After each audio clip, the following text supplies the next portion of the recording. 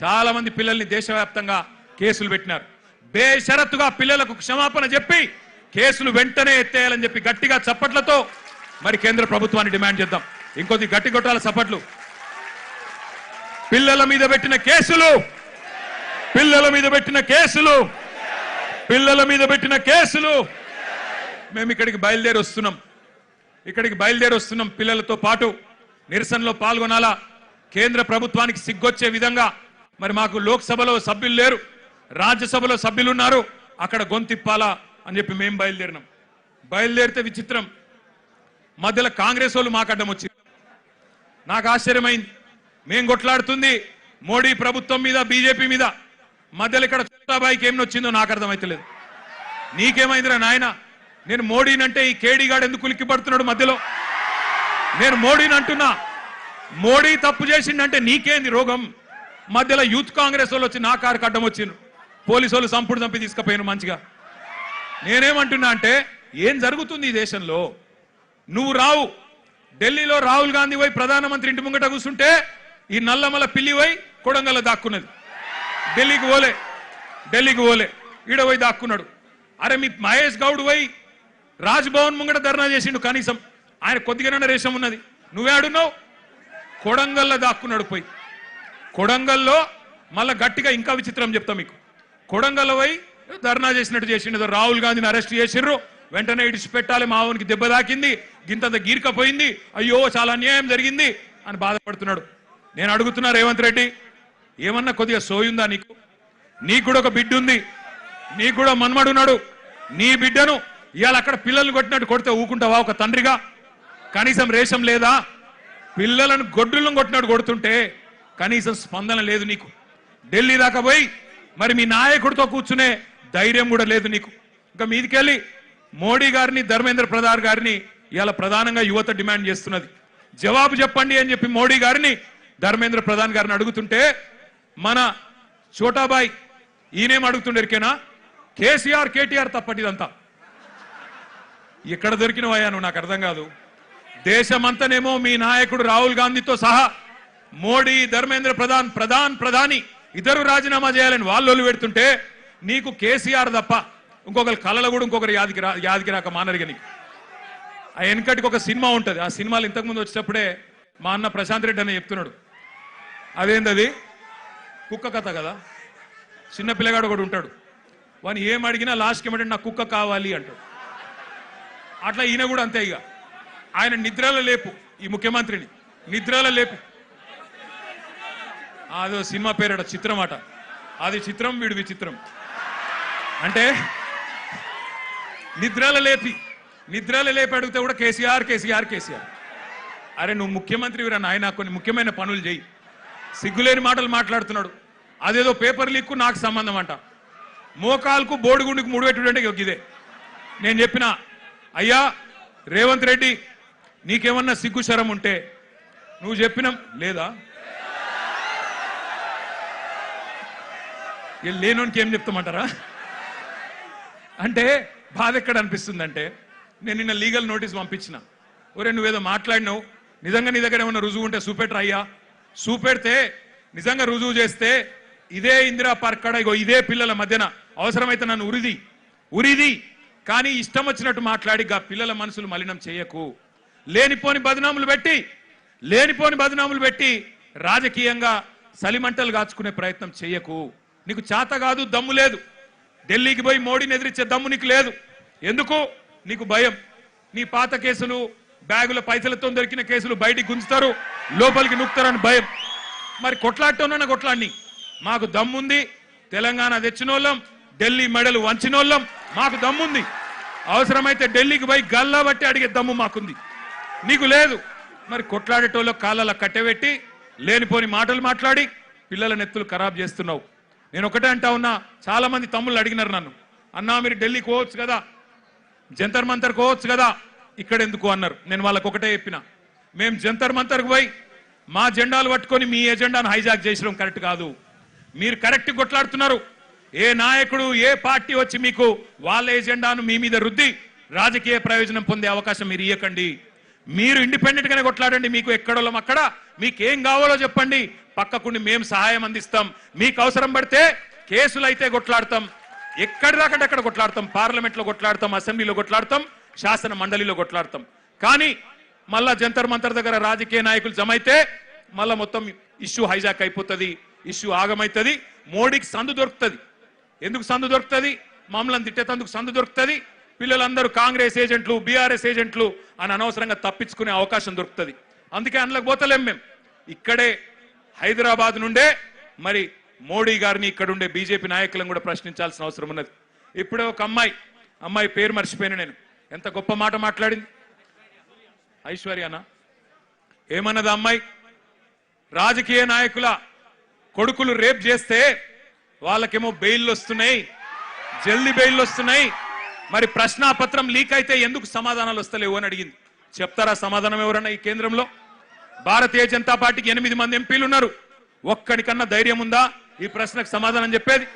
2 కేంద్ర మంత్రులు ఉన్నారు ఇక్కడ రాష్ట్రంలో, ఒక్కరికన్నా ధైర్యం ఉందా సమాధానం చెప్పేది? మాట్లాడితే దేశం కోసం, ధర్మం కోసం. ఏ దేశం కోసం, ఎవడి ధర్మం కోసం? ఈ పిల్లలు దేశభక్తులు కాదా? ఈ దేశం వాళ్ళు కాదా? హిందువులు కాదా కొట్లాడుతున్న పిల్లలు? మరి వాళ్ళకు అన్యాయం జరుగుతుంటే మీకు కళ్ళకు కనబడతలేదా? ఇదేనా దేశం కోసం, ధర్మం కోసం అంటే? అందుకే అడగాల్సిన అవసరం ఉన్నది, నిలదీయాల్సిన అవసరం ఉన్నది, ప్రశ్నించాల్సిన అవసరం ఉన్నది, గల్లా వట్టి బజార్లకు గుంజాల్సిన అవసరం కూడా భవిష్యత్తులో వస్తుంది. తప్పకుండా వెనుకకు తగ్గకుండా పోరాటం చేయవలసిన బాధ్యత మన మీదనే ఉన్నది. మీ అందరికీ, పిల్లలందరికీ నేను చెప్పేది ఒకటే, కేసీఆర్ గారు 2001లో పార్టీ పెట్టినప్పుడు తెలంగాణ తెస్తా నేను అని చెప్పినప్పుడు ఎవరు నమ్మలేదు, ఎవరు విశ్వసించలేదు. ఈ బక్కపల్సన ఆయనతో ఏమైతుంది, ఈయనతో ఏమైతుంది అన్నారు. చాలా మాటలు మాట్లాడిరు, చాలా ఇష్టం వచ్చిన ఇన్సల్టులు చేసిండ్రు. మీతో ఏం కాదన్నారు. మగల ఉట్టింది పుబ్బల పోతుంది, ఈయన గాలికి ఊపితే ఎగిరిపోతాడు, ఈయనతో ఏమైతుంది అన్నారు. కానీ కేసీఆర్ గారు అందుకే మనలో ఆత్మవిశ్వాసం నింపడానికి ఆయన ఒక పాట కూడా రాసిండు స్వయంగా. ఏం రాసిండు అందులో? సిపాయిల తిరుగుబాటు విఫలమయ్యిందని, సిపాయిల తిరుగుబాటు విఫలమయ్యిందని అనుకుంటే వచ్చేదా దేశానికి స్వాతంత్రం? రాజీలేని పోరాటమే విజయం సాధిస్తుంది, ముమ్మాటికి తెలంగాణ రాష్ట్రం వచ్చి తీరుతుంది. ఇది కేసీఆర్ రాసిన పాట. 14 ఏళ్లు సావుకు భయపడకుండా, కేసులకు భయపడకుండా ఎట్లా ప్రజాస్వామ్యబద్ధంగా పోరాటం చేయాలో ఎక్కడికో పోయి నేర్చుకోవాల్సిన అవసరం లేదు.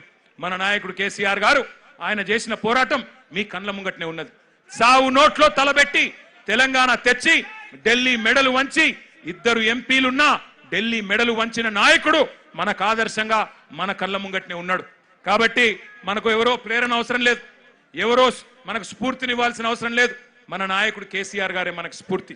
రాష్ట్రాన్ని తెచ్చిన తెలంగాణ తండ్రి కేసీఆర్ గారే మనందరికీ స్ఫూర్తి ప్రదాత. నేను పిల్లల్ని కోరేది ఒకటే, మీ కండగా అవసరమైతే నాకు విశ్వాసం ఉంది. ఎందుకంటే కేసీఆర్ గారు కూడా తల్లడిల్లిపోతా ఉన్నారు. కేసీఆర్ గారు కూడా తల్లడిల్లిపోతా ఉన్నారు మీ ఆందోళన చూస్తున్నాడు. ఆయన ఏం చూడకలేడు. సోషల్ మీడియాలో మీ మాట్లాడుతున్న మాటలు, మీరు ఒక్కొక్కరు చెప్తున్న ఆవేదన, మీరు ఏ రకంగా చేస్తున్న నిరసనలు, ఇవన్నీ కేసీఆర్ గారు చూస్తూనే ఉన్నారు. అందుకే అవసరమైతే కేసీఆర్ గారు కూడా తప్పకుండా మీకోసం, మీ భవిష్యత్తు కోసం గతంలోనే చెప్పినట్టుగా ఆయన కూడా he will rise to the occasion. ఆయన కేసీఆర్ గారు ఈ రోజు కాదు, కరోనా టైంలోనే చెప్పిండు, ఇండియా రియాక్ట్స్. కేసీఆర్ చెప్పిన మాట ఇవాళ మీకు ఒక తీరుగా అనిపిస్తుండొచ్చు, కానీ India will react. India has that ability to react. పిల్లలు భారతదేశ భవిష్యత్ నిర్మాతలు, వాళ్ళే ఈ దేశాన్ని కాపాడుకుంటారు, వాళ్ళే ఈ దేశ ముఖ చిత్రాన్ని మారుస్తారు. తమ భవిష్యత్తు కోసం అవసరమైతే ఎంత దాకన్నా పోతారు. India has that ability to react, India has that ability to respond అనే మాట కేసీఆర్ గారు 6 ఏళ్ల కిందట చెప్పిండ్రు. సంవత్సరం కిందట నేను కూడా పోయినా ఒక బొంబాయిలో ఒక ఈవెంట్, ఒక మీడియా ఈవెంట్. అక్కడ మీడియా వాళ్ళు అడిగిరు నన్ను, నేపాల్లో జరుగుతుంది కదా, జెన్జీ ఉద్యమం జరుగుతుంది కదా, భవిష్యత్తులో భారతదేశంలో కూడా జరిగే అవకాశం ఉందా అని అడిగాను. నేను చెప్పిన ఎస్, భారతదేశంలో పిల్లల ఆకాంక్షలు నెరవేరకపోతే, వాళ్ళ ఇష్యూస్ అడ్రస్ చేయకపోతే, వాళ్ళ ఆవేదన అర్థం చేసుకోకపోతే, వాళ్ళకిచ్చిన హామీలు నెరవేరకపోతే ఇక్కడ కూడా తిరుగుబాటు వస్తుంది అని చెప్పిన. చెప్తే అప్పుడు నవ్విండ్రు, వీనికేం తెలియదు అన్నారు. కానీ ఇలా చూస్తున్నారు కదా, సంవత్సరం తిరగకుండానే నాయకుడు లేడు, నాయకత్వం లేదు, రాజకీయ ఎజెండా లేదు. కానీ వేల సంఖ్యలో ఇవాళ కాక్రోచ్ల మాదిరిగా భారతదేశం అంతా కదిలి కాక్రోచ్ అని ఇన్సల్ట్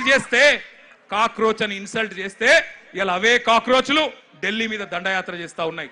వాళ్ళకి రాజకీయం లేదు. వాళ్ళు కోరుతున్నది ఒకటే ప్రధానమంత్రి ప్రశ్నలకు సమాధానం చెప్పాలి. మొదలు ఏమన్నారు వాళ్ళు? ధర్మేంద్ర ప్రధాన్ రాజీనామా చేయాలి అన్నారు. ప్రధాన్ జీ ఇస్తిఫా దో అన్నారు.